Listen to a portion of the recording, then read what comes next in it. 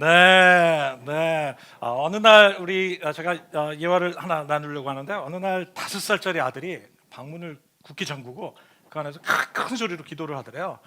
그래서 엄마가 얼마나 기특했겠어요. 아들이 문을 닫고 기도를 하고 있으니까. 근데 무슨 기도를 하나 그리고 문 앞에 가서 이제 기도를 귀를 기울여 보니까 애가 큰 소리로 기도를 하더래요. 하나님, 우리 아버지가 저한테 새 자전거를 사주게 해주세요 하고 막 애가 통성으로 기도를 하고 있더래요. 그러니까 엄마가 그것을 듣고 있다가 나오는 아들한테 그렇게 얘기를 했대요. 예, 아들아, 하나님은 우리가 작은 기도라도 듣고 계시단다 이렇게 얘기하니까 아들이 하는 말이 네, 아들이 뭐라 그랬냐면 하나님 말고 우리 아빠 들으라고요. 이렇게 다 이유가 있어요, 그죠? 여러분 다 이유가 있어요. 네, 여러분 병원에 수술을 받기 위해서 어느 한 아들이 이제 병원을 간 겁니다. 병원을 들어갔는데 수술실로 들어간 아들이 갑자기 소리를 지르면서 도망가는 거예요. 그러니까 밖에서 기다리고 있던 아버지가 도망가는 아들을 붙잡고 이놈 자식 어딜 도망가냐 그러면서 아니 수술해야지 뭐에 도망가냐 그러니까 아들이 그러더래요. 뭐라 그러냐면 아버지 아버지도 그런 말 들어보세요. 그러면서 아버지라도 도망치실 거예요 그러더래요. 그러니까 아버지가 그랬더니 무슨 말을 들었는데 그러니까 아들이 하는 말이 글쎄 간호사가 이런 말을 하잖아요. 맹장 수술은 간단하니까 용기를 내세요 라고 얘기하더래요. 뭐라고 그러니까 맹장 수술은 간단하니까 용기를 내세요 하고 간호사가 얘기를 하더라는 거예요. 그러니까 아버지가 그 얘기를 듣고 야 이놈 자식아 그냥 너 힘내라고 얘기한 거지. 그러니까 아들이 뭐라 그랬냐면 아버지 나한테 말고 의사한테 그렇게 얘기를 했단 말이에요. 다 이유가 있어요. 네. 여러분 오늘 우리 예수님의 부활하신 날 우리가 예수님의 부활에 대해서 오늘 여러분들과 말씀을 나누려고 합니다. 여러분 우리 그리스도인들이 예수님의 부활에 대한 확신이 있는데요. 예수님이 정말 부활하셨다는 사실에 대한 우리 분명한 확신이 있는데 여러분 거기에도 다 이유가 있어요. 네. 그래서 오늘 여러분에게 저희 오늘의 설교 제목을 여러분들이 공개하려고 하는데요. 그 설교 제목은 그것이 알고 싶다. 예수 부활 역사적인 사실인가? 라는 제목으로 여러분들하고 오늘 말씀을 나누려고 합니다. 여러분 예수님의 부활에 대해서 혹시 여러분 신앙생활하면서 혹시 궁금증이나 어떤 질문을 가져보신 적이 있었을까요? 네. 제자들이 예수님의 시신을 가지고 도망친 것이 아니냐, 이렇게 꾸며낸 이야기가 아니냐. 그렇죠. 그 예수님이 그렇죠. 시신 갖고 튄 거야. 사람들 보기에 그러고 나서 예수 부활했다 이런 그런 질문도 있을 수 있겠네요. 또 다른 질문이 있을까? 뭐 십자가에서 도망친 게 아니냐라는 질문도 있더라고요. 예수님 무서워가지고 주랭랑 쳤어. 그럴 기운은 있으셨을까 십자가에서. 어쨌든 그런 많은 질문들이 이제 우리 안에 있습니다. 여러분 기독교와 부활. 여러분 기독교의 핵심 진리를 우리가 두 단어로 우리가 정리를 하자면 바로 십자가와 부활이라고 말할 수 있을 거예요. 죽음과 부활인 거죠. 여러분 신약 성경에는 이 죽음과 부활을 제거해 보면 별로 읽을 거리가 없다고 할 정도로 성경에는 이 예수님의 죽음과 예수님의 부활에 대한 많은 스토리가 있습니다. 특별히 이 초대교회의 여러분 사도들의 이 메시지 설교의 가장 핵심적인 내용은 바로 예수님의 부활에 관한 내용이었습니다. 그래서 이 사도 바울이라는 우리 사도는 고린도전서 15장 17절의 말씀을 듣고서 이렇게 말씀하셨습니다. 뭐라고 얘기하셨냐면요, 그리스도께서 살아나시지 않았다면 여러분의 믿음은 헛것입니다.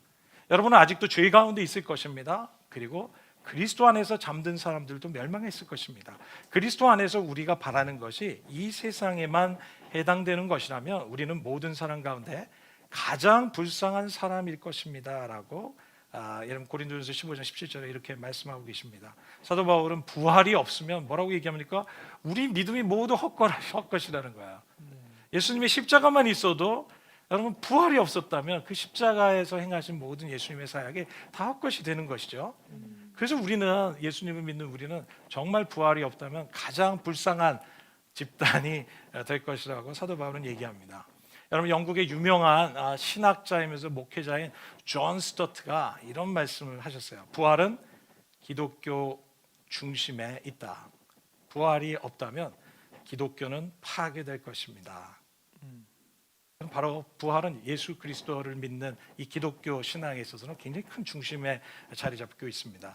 여러분, 우리 기독교의 핵심 진리이기 때문에 여러분, 이 부활에 대한 많은 질문과 공격을 우리가 받고 있는 것이 사실입니다. 그래서 여러분, 무신론자들은 참 이 부분에 대해서 많은 공격을 하기도 하고요. 또 특별히 이 자유주의 신학을 가진 사람들은 이 예수님의 부활을 이 역사적인 사실로 믿지 않고 그냥 단순한 상징으로 받아들이거나 예수님은 우리의 마음 속에서 부활하셨습니다 하면서 예수님이 실제적으로 역사적으로 부활하셨다는 것을 인정하지 않고 있죠.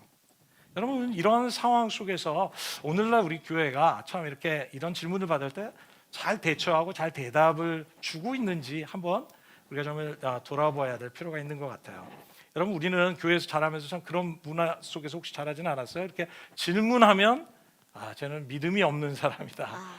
나는 의심하는 사람이다. 그래서 교회에서 이 질문을 하는 것이 금기된 것처럼 우리가 그런 취급을 받으면서 사실은 신앙생활 할 때가 참 있었던 것 같아요.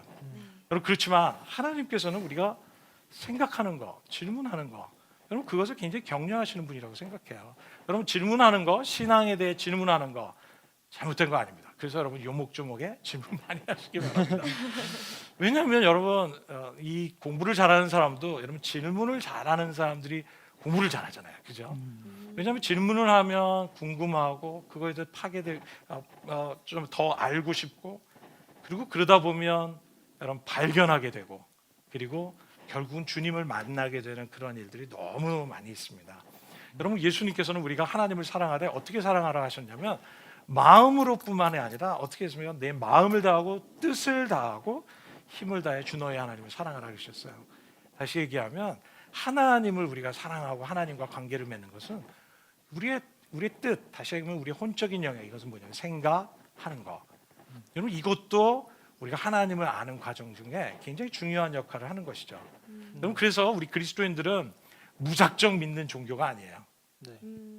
무작정 무터냈고 무작정 일단 믿어라 하는 종교가 아니라, 여러분, 우리는 지성과 영성을 균형 있게 추구하는 그런 그리스도인이 되어야 한다고 저는 믿습니다. 그래야 우리는 또 아직 믿지 않는 사람들 또는 예수님에 대해서 궁금한 사람들에게 우리가 믿고 있는 이 복음의 소망이 무엇인지를 잘 설명해 줄 수가 있지 않겠어요? 네. 그래서 우리가 신앙생활하면서 그냥 자연스럽게 믿어왔던 것이라 할지라도 다시 한번 왜 그럴까?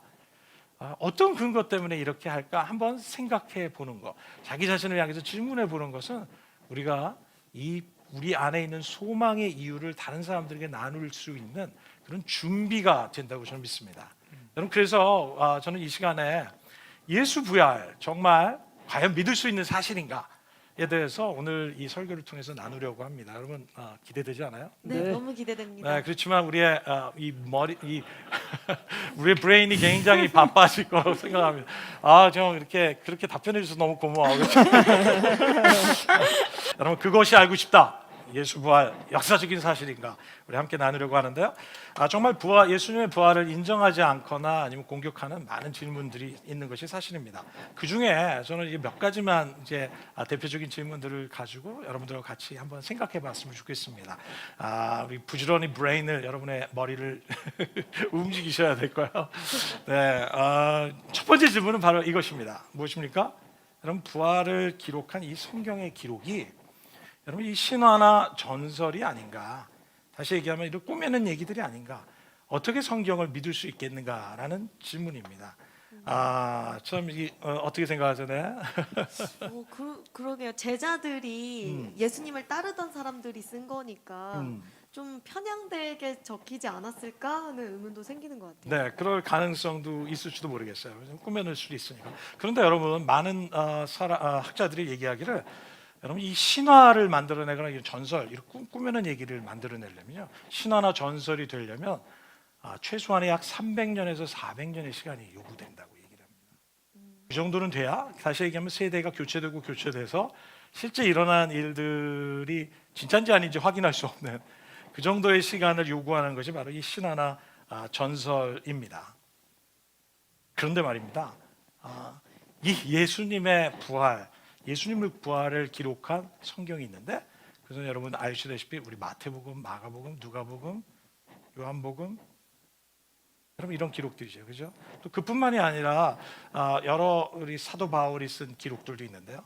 그런데 이 기록들은, 예수님의 부활을 기록한 기록들은 예수님이 실제로 죽으시고 부활하신 이후에 몇 년 후에 기록이 된 줄 여러분 아세요? 예수님의 제자들이 예수님의 부활하신 후에 약 25년에서 30년, 길게 잡아서는 40년 후에 기록한 것으로 우리는 추정하고 있습니다. 여러분 이런 짧은 시간 안에는 사실은 어떤 이야기를 만들어내고 신화로 만들어낼 수 있는 것은 사실 불가능하다는 거예요. 여러분 제가 보스턴에 있을 때 정말 제가 봤던 드라마 중에 정말 재밌게 본 드라마가 있는데, 그게 뭐냐면 여러분 응답하라 1988 혹시 기억나세요? 보신 분 한번 손 들어보시겠어요? 네, 저는 정말 저는 이제 제가 섬기고 있던 우리 청년들, 교회 청년들이 목사님 그건 꼭 보셔야 합니다 이러더라고요. 그래서 제가 이렇게 봤는데 완전히 빠져가지고 제가 왜냐하면 제가 1987년도에 대학을 다녔거든요. 87학번이니까 여러분 그때 물론 재수해서 87학번이라고 밝혀야 돼요. 근데 이 대학 시절에 그 있었던 상황들, 사회적인 상황들 뭐 이런 게 그 드라마에 다 나오는 거예요. 그리고 막 그 드라마 안에서 TV를 보는 TV의 프로그램도 막 거기에 있는 광고들도 우리가 그때 막 그 봤던 아주 재밌는 광고들도 막 다 나오고요. 또 뭐 그 개그맨들이 막 개그하는 것도 막 그 혹시 여러분 잘 모르시는 김 사장 반갑구만 하면서 약수하는 게 기억나세요 혹시? 저랑 같은 세대였어? 몰랐네. 네. 네, 거기는 아닙니까? 네. 국구 부인하는데 그런데 여러분 그뿐만 아니라 그 당시에 유행했던 가수가 그 뭐 제이 이선이라고 스치는 바람에 이 부른 그게 막 TV에 나오는 거예요. 그러니까 저는 그 당시에 뭐 먹었던 맛동산 막 그 뭐 과자 봉지도 막 나오고 막 하드 뭐 아이스 케이크 다 나오는데 너무 반가운 거예요. 그래서 제가 그걸 보면서 그냥 너무 근데 이제 생각해 보니까 그때 일이 뭐냐면 지금부터 약 35년 전, 그때 제가 보스턴에서 봤을 때는 거의 30년, 28년 전 일인데 그걸 보니까 제가 다 기억나잖아요. 그러니까 이 말은 뭐겠어요? 아무도 그 당시에 1988년도에 있었던 일을 PD랄지로 작가랄지로 거짓말을 할 수가 없는 거예요. 그죠? 왜냐하면 저는 여전히 그 당시에 있었던 사람이고 또 30년이라는 시간이 지났지만 35년, 지금도 저는 그걸 보면서 저거는 과장인데 아니면 저거는 이런 건 없었는데 하는 얘기를 전부 다 할 수가 있잖아요. 여러분 예수님이 죽으신 이후에 예수님의 제자들이 예수님의 부활 사건을 기록했을 때 예수님이 부활하셨습니다. 그 사건만 기록하지 않았어요. 당시에 로마 황제가 누구였고 또 당시에 감독이 누구였고 그 사회적인 상황까지 다 기록을 하고 있거든요. 그런 걸 보면서 만약에 예수님의 제자들이 그것을 만들어낸 스토리다라고 한다면 여러분 후대에 그 당시에 25년, 30년 후에 기록된 그 글을 보면서 사람들은 분명히 그런 일은 없었는데 라고 충분히 어필할 수 있었겠죠. 그렇지만 성경의 어디에도 또는 역사의 히스토리에도 그런 반박하는 스토리가 하나도 없다는 것이에요. 하나도 없습니다. 이것은 바로 예수님의 이 부활 사건을 기록한 그 기록이 거짓으로 꾸며낸 스토리가 아니었다는 것을 얘기하는 것이죠. 여러분 역사가들이 이 역사 스토리가 정말 진짜인지 아닌지 그 진위를 가름하는 데는 아주 중요한 두 가지 기준이 있습니다. 그건 뭐냐면 이 사건에 대해서 기록하고 있는 그 기록이 얼마나 많으냐, 이게 굉장히 중요한 거야. 그러니까 뭐냐면 이 어떤 히스토리가 있으면 그 스토리에 대해서 얘기하고 있는 그 소스죠, 우리가 얘기하는 소스죠. 그 기록들이 많으면 많을수록 우리는 그에 대한 신뢰를 가질 수 있지 않겠어요? 또 하나 이 역사학자들이 그 진위의 판단의 기준은 뭐냐면 이 사건에 대해서 기록한 그 기록이 얼마나 가까우냐, 시기적으로 가까우냐. 왜냐하면 오래되면 잊어버리고 왜곡될 수 있지만, 그죠? 가까이 있을수록, 가까운 기록일수록 그것은 정말 믿을 만한 소스라고 우리는 판단할 수 있지 않겠어요? 그래서 역사학자들은 이 두 가지에 의해서 아주 이 기록이 신빙성이 있는지 없는지를 판단한다는 거예요. 그런데 말입니다. 이 성경은요, 이런 면에서 이 역사적인 이 역사 기록과 비교할 때, 일반 역사 기록과 비교할 때 훨씬 신빙성 있는 기록들이 많다는 거예요.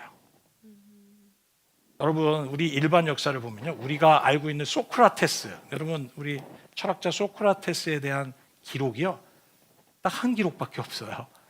누구냐면, 누가 썼냐면 소크라테스의 제자인 누구죠? 플라톤, 그죠? 플라톤이 기록했는데, 플라톤이 소크라테스가 죽고 나서 언제 썼냐면 약 20년에서 50년 후에 썼을 것으로 판단하고 있습니다. 그런데 우리는 이 단 하나의 소스를 통해서, 그죠? 단 하나의 역사 기록을 통해서, 이 플라톤 제자가 남긴 글을 통해서 우리는 소크라테스라는 존재가 있었다고 믿고 있고, 그가 얘기한 거에도 아무도 의심하지 않잖아요, 그죠? 어느 누가 소크라테스가 있지 않았다고 얘기하는 사람이 누가 있어요? 요즘 다 받아들이잖아요. 하나의 소스임에도 불구하고 다 받아들여요. 그것뿐만이 아닙니다. 여러분, 우리 세계사 여러분 배웠죠? 세계사의 페르시아 전쟁 스토리 아세요? 여러분, 우리는 페르시아 전쟁에 대해서 다 믿고 있잖아요, 그죠? 그 전쟁이 어땠는지 우리는 역사를 통해서 믿고 있는데, 이 페르시아 전쟁에 대한 스토리는요, 이거 역시 소스가 하나밖에 없어요. 기록이 하나밖에 없어요. 그것도 그 사건이 일어난 지 50년에서 70년 후에 기록된 거예요. 그럼에도 불구하고 우리는 페르시아 전쟁이 당연히 있었다고 우리는 모두 다 믿고 있죠. 하나의 소스임에도 불구하고. 그뿐만이 아닙니다. 여러분, 팔레스타인 지역에, 당시 예수님 당시에 있었던 팔레스타인 지역에 있는, 여러분, 그 지역에 예수님을 믿지 않은 이런 세큘러 히스토리안이 있었어요. 역사가가 있었어요. 그 사람의 이름은 요세푸스라는 사람입니다. 근데 이 요세푸스라는 사람이 팔레스타인에 대한 그 당시에, 예수님 당시에 역사를 기록하고 있는데, 이것도 소스가 하나밖에 없어요. 그렇지만 우리는 그 소스 하나를 가지고 우리는 팔레스타인 지역의 역사를 다 아주 신뢰하고 받아들이고 있습니다. 그런데 이 기록은 언제 쓰여졌냐면 이 50년에서 100년 후에 기록이 됐을 것으로 우리는 추정합니다. 그럼에도 불구하고 우리는 아무도 팔레스타인 지역의 히스토리에 대해서 의심하는 사람이 없잖아요. 알렉산드리아 대제도 그렇습니다. 이 사람에 대한 기록도 여러분 소스가 하나밖에 없습니다. 그것도 이 사람이 죽고 나서 400년 후에 기록이 된 거예요. 여러분, 이럼에도 불구하고 우리는 정말 의심하지 않고 받아들이고 있는 이런 거에 비하면, 예수님의 이 부활에 대한 기록은요, 여러분 소스가 하나가 아니라 마태복음, 마가복음, 누가복음, 요한복음, 이 예수님의 제자들이 다 하나씩 다 기록하고 있을 뿐만 아니라, 여러분, 후에 예수님의 사도가 된 사도 바울의 편지를 통해서도 우리는 엄청난 이 부활에 대한 기록들이 많이 있는 것을 보게 됩니다. 또 그뿐만이 아닙니다. 그뿐만 아니라 그 외에도 수십 개의 보충 자료들이 있는 것을 우리가 보게 됩니다. 바울은요, 예수님 부활 이후에 20년 후에 기록을 했어요. 복음서는 말씀드린 것처럼 20년에서 30년, 아니면 넓게 봐서 20년에서 40년 사이에 기록한 부활의 기록입니다. 이건 조작됐다고 얘기할 수가 없는 거죠. 일반 역사도 여러분 400년 후에 기록된 단 하나의 소스만의 기록을 가지고도 우리가 의심하지 않고 믿고 있는데, 여러분, 부활에 관한, 예수님의 부활에 관한 기록은 객관적으로 볼 때 훨씬 여러분 신빙성이 있다고 믿지 않겠습니까? 네. 여러분, 우리 그리스의 우리 호모의 일리아드라는 그 작품이 알지 않습니까? 여러분, 이 호모의 일리아드는 여러분 이 사본이요 1565개나 된다고 합니다. 사본이요. 근데 사람들은 이 일리아드의 작품을 보면서 아무도 의심하지 않죠. 얼마나 그 가치 있게 여깁니까? 그런데 이보다 진품 사본이 훨씬 많은 원작이 있는데, 그게 뭔지 아십니까? 신약 성경이에요. 신약 성경은요, 이 그리스어로만 된 신약 이 사본만 5,843개나 된다고 얘기합니다. 여러분 우리가 이것을 따보면 일리아드보다 4배나 많은 것이죠. 그렇기 때문에 우리는 이것을 이 성경을 어떻게 믿을 수 있는가? 우리는 정말 너무나 많은 소스와 또 그 기록한 그 근접한 이런 것들을 볼 때 이것은 정말 우리는 이것이 조작된 스토리라고 만들어진 스토리라고 믿기는 어렵다는 것이죠. 어떻게 생각하세요? 맞는 것 같아요, 진짜. 진짜로 약간 조금 맞는 것 같아요. 고마워. 격려가 됐어. 한 사람은 그렇구나. 어쨌든 여러분 또 두 번째 우리에게 많이 받고 있는 예수님의 부활에 대해서 많이 받고 있는 질문, 두 번째 질문은 바로 이겁니다. 예수님 죽지 않았다는 거야. 잠시 기절했다는 거야. 십자가에서 너무 형이 심해서 잠시 졸도했는데 기절했는데 다 죽었다고 생각하고 예수님을 내려서 예수님 부활했습니다라고 얘기했다는 것이죠. 이게 바로 예수님의 부활에 관한 예수님의 부활을 우리가 얘기할 때 특별히 이슬람 신자들이 이 얘기를 많이 합니다. 예수님 죽지 않았다는 겁니다. 그래서 이제 메시아가 어떻게 십자가에 죽을 수 있겠는가? 이 이슬람 신자들은 바로 그걸 얘기하는. 어떻게 하나님이 십자가에 죽을 수 있냐는 거예요. 그 전능하신 하나님이. 이거 그들은 이 하나님에 대한 정말 이 하나님의 깊은 사랑, 이 십자가의 사랑에 대해서 정말로 깨달음이 없는 것이죠. 여러분 그런데 정말 우리 몇십 년 전에 어떤 소설이 있었냐면 이 댄 브라운의 이 다빈치 코드라는 혹시 책 생각이 나십니까? 여러분 이 책 때문에 많은 사람들이 믿음에서 떠난 여러분 그런 일이 있었습니다. 그런데 결국 이 댄 브라운의 이 다빈치 코드에서는 뭐라고 얘기하고 있냐면 예수님이 십자가에 죽지 않았다고 얘기를 해요. 그리고 예수님이 막달라 마리아와 눈이 맞아가지고 결혼해서 프랑스로 망명했다는 정말 말도 안 되는 주장을 합니다. 근데 그들이 이 댄 브라운이 사용한 모든 소스들은 사실 신빙성이 없는 정말 신빙성을 둘 수 없는 자료들을 가지고 소설을 썼다는 것이 굉장히 큰 문제였던 것이죠. 여러분 그렇기 때문에 정말 우리가 이런 소설이든 어떤 주장이든 정말로 정신 차려서 우리가 분별하지 않으면 우리가 믿음에서 떠나는 그런 일까지 있는 것을 참 보게 됩니다. 그래서 참 예수님은 죽지 않았다. 잠시 기절한 것이라고 주장하면서 예수님의 부활을 공격하는 사람들이 굉장히 많이 있습니다. 그런데 말입니다.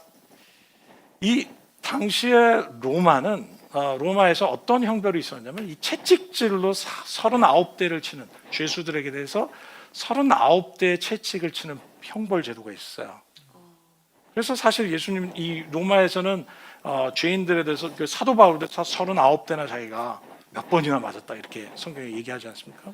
근데 이 채찍이 어떻게 생겼냐면 여러분 이 그림에 보시는 것처럼 이 채찍이 가죽끈으로 형성되는데 한 줄이 아니라 여러 갈래로 가죽줄이에요. 그리고 그 사이에는 뭐가 달려 있냐면 날카로운 못이 달려 있고 그리고 유리 조각 같은 게 달려 있어요. 그리고 날카로운 뼈 조각 같은 게 달려 있습니다. 그래서 이 채찍으로 한번 등을 치면요 살이 그냥 살에 박히는 거예요 등에. 그리고 그것을 잡아당기면 어떻게 됐어요? 살점이 떨어져 나가는 거야. 그리고 또 치면 아예 그냥 박혀버리는 거예요. 그리고 또 잡아당기면 힘줄이 핏줄이 다 터지면서 이 39대 정도를 맞게 되면요 완전히 이 등에 있는 모든 척추가 다 드러나는 그런 굉장한 형벌이 바로 이 로마의 채찍입니다. 왜 39대를 형벌을 때렸느냐? 40대 맞으면 다 죽는 거를 너무나 확실했기 때문에 39대까지만 때렸다고 그렇게 얘기합니다. 그러니까 다시 얘기하면 예수님이 십자가에 달리기 전에 39대를 맞으셨어요. 이런 채찍으로. 여러분 예수 영화를 보면 정말 잔인하게 그렇게 피를 흘리신 예수님의 정말 잔인한 그 십자가의 형벌을 우리가 경험하지 않습니까? 예수님의 몸이 이 형벌을 받고 나만 하실 수가 없었다는 거예요. 그래서 이 예수님의 처형 장면에 대해서 대다수 의료진들의 진술이 있는데 그들은 뭐라고 얘기하냐면 이 형벌을 받고 살아남을 사람은 없다고 판정을 내리고 있어요.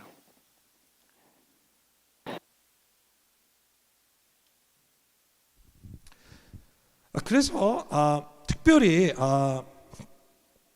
이 예수님이 이제 십자가의 나무에 이제 달리셔서 공중에 이제 들리셨잖아요. 근데 예수님이 어떻게 들으셨습니까? 팔을 양쪽으로 벌리셨죠, 그죠? 벌리고 손에는 못이 박히셨어요, 그죠? 그리고 예수님의 두 발이 십자가를 버티고 있었어요, 그죠?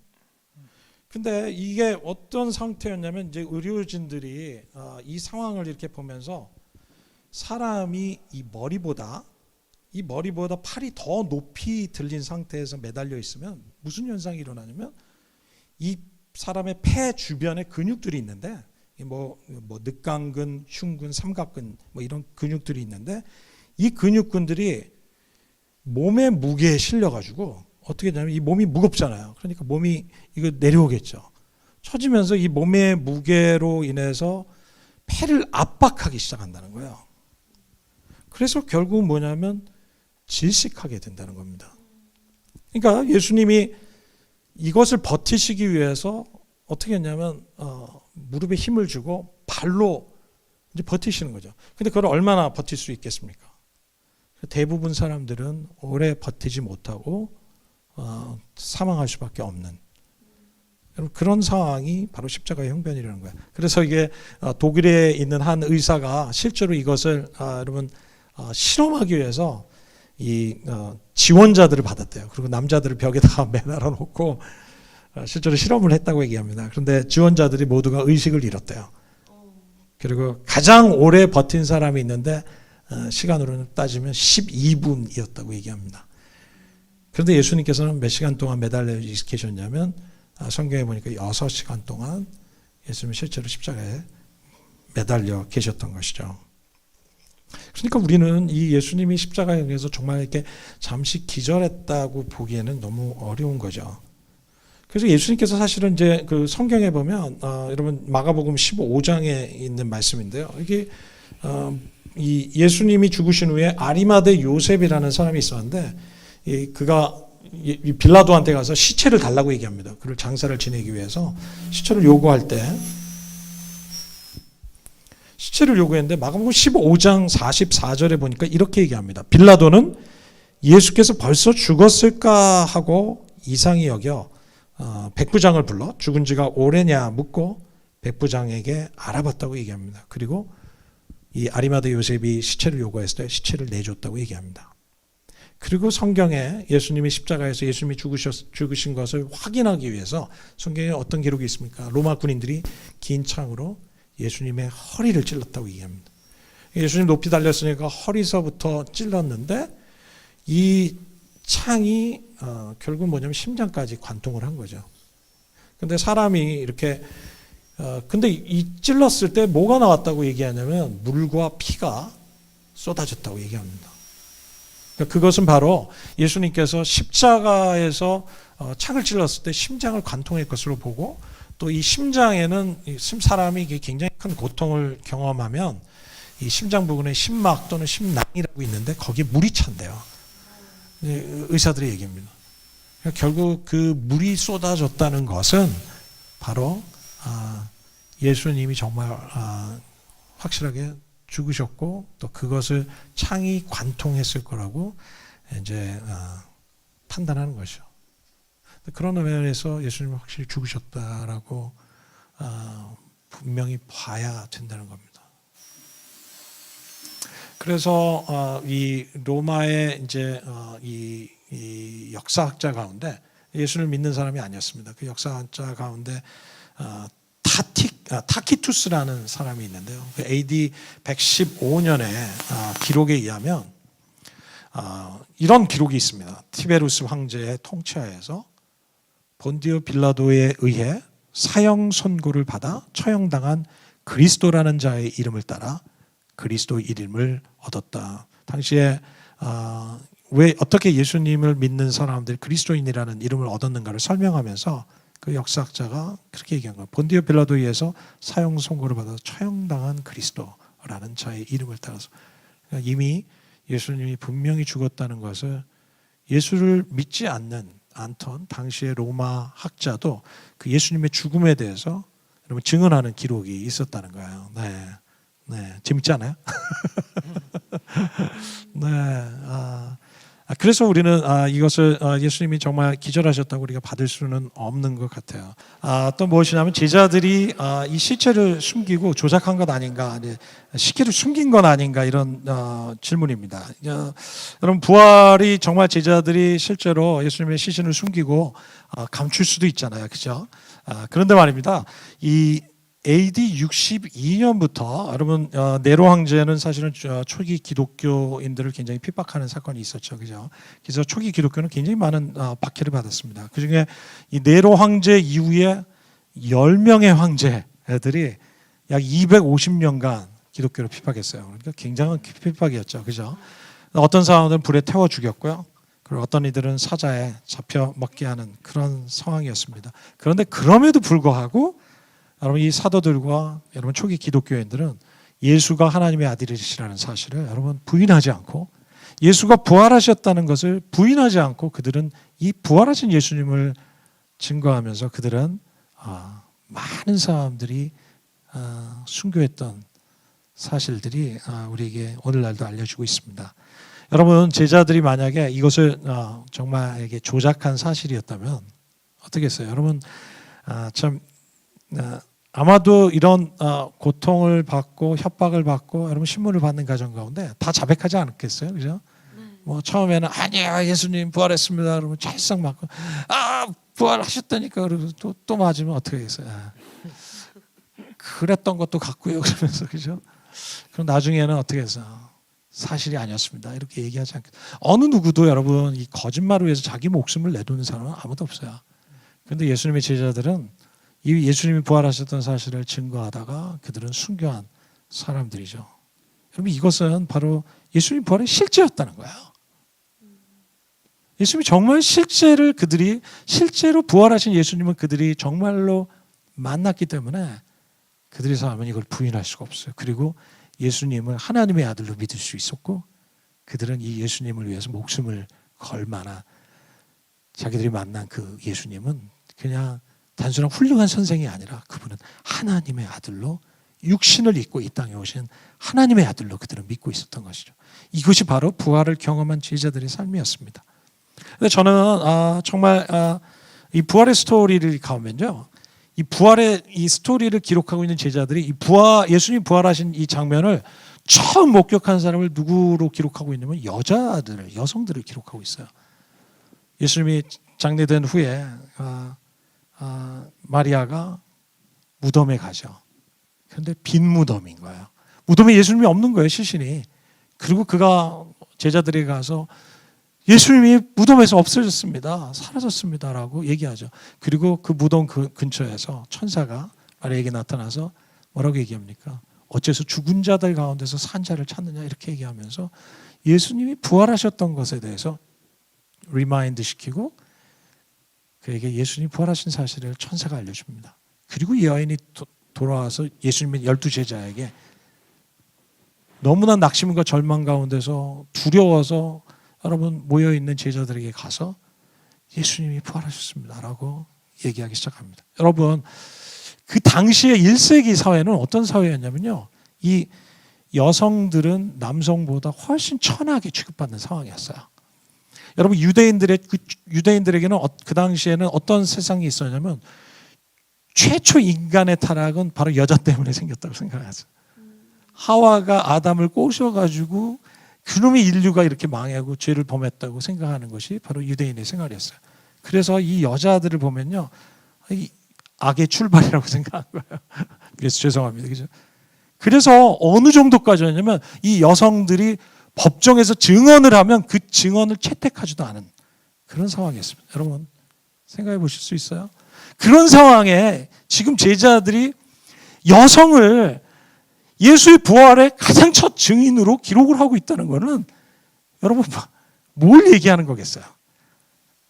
정말 예수님이 부활하셨고 그 부활을 처음 목도한 사람이 여성이었기 때문에 제자들은 기록하고 있었다는 사실이죠. 만약에 그것을 꾸며낸 사실이라면 절대로 여성을 첫 목격자로 등장시키지는 않았을 거라는 거예요. 왜냐하면 그것은 사실이었기 때문에. 여러분 저는 이 예수님의 부활에 대해서 정말 의심하면서 이 기독교의 문제는 바로 이 예수 부활 때문에 정말 미신화되고 신격화된 거라고 믿었던 많은 지성인들이 있었어요. 그 가운데 한 사람이 이 프랭크 모리슨이라는 사람입니다. 이 사람은 너무나 똑똑한 영국의 기자였습니다. 근데 이 기자가 이것을 보면서 기독교의 문제는 바로 이 부활이 가장 미신적이다 생각하면서 이거를 자기가 증명해야 되겠다 생각에 예수님이 부활하지 않았다는 것을 증명하기 위해서 그는 리서치를 하고 연구를 하기 시작한 겁니다.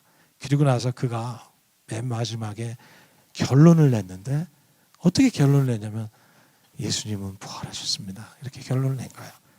그리고 그가 쓴 책이 Who Moved the Stone이라는 책을 발견하게 됐죠. 여러분 그 이후에